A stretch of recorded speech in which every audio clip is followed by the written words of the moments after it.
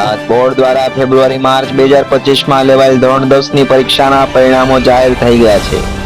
ત્યારે આ વખતે પણ તળાજાની વિશ્વગુરુ વિદ્યાપીઠના વિદ્યાર્થીઓએ ડંકો વગાડ્યો છે, જેમણે 100% પરિણામ મેળવી અને કરી દેખાડ્યું છે। જેમાં પ્રથમ ક્રમાંકે આવે છે ડોડિયા માનસીબેન, જેમણે 99.48 PR સાથે પ્રથમ આવ્યા છે। જ્યારે બીજા ક્રમાંકે આવ્યા છે મકવાણા શ્રદ્ધાબેન, જેમણે 99.35 PR સાથે છે પાસ થયા છે।